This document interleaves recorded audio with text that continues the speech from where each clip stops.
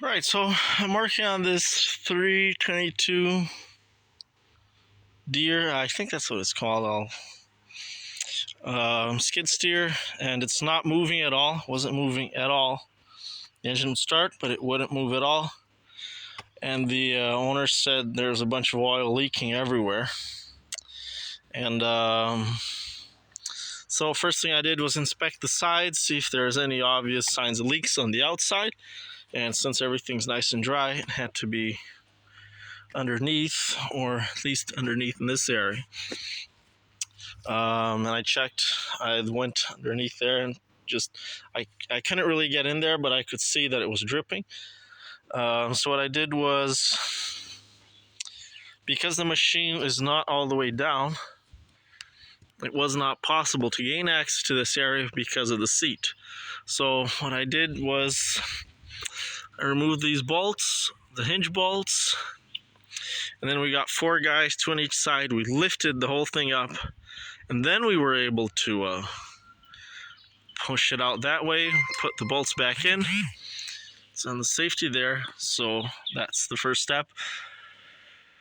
And then what I did is I put more oil in, and we started it up, and so that we could see where the leak is. And it didn't even have to have any hydraulics on, I think. Anyways, we just looked right in there. I could already see that the leak was from this area here. And sure enough, turned it on. Oil was just flooding out there. It's not even a leak, it's just completely, all of the oil is going that way.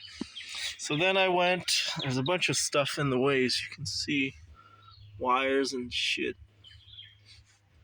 So on the side here, I noticed that there's a inspection hole or a cover, and I opened that up. It's 10 millimeter, and sure enough, I could locate our problem.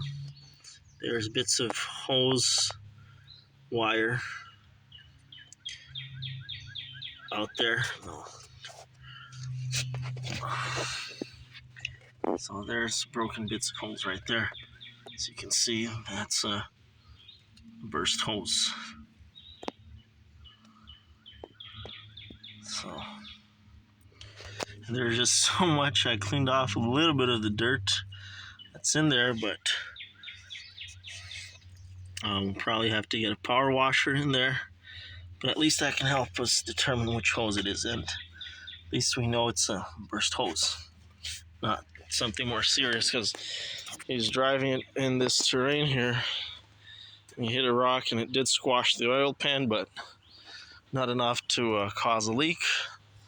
So at least we know it's a hose, and at least that's the end of the diagnostics procedure. Now I'm going to say this, I'm not sure what I'd do if this thing was, if the bucket was up and actually blocking the seat.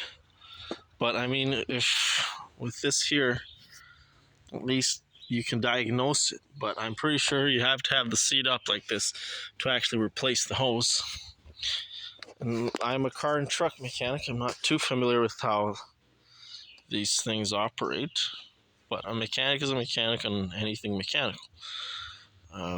But when it comes to parts and the location of things, that's when it's nice. That's when experience comes in. So, but I hope this helps.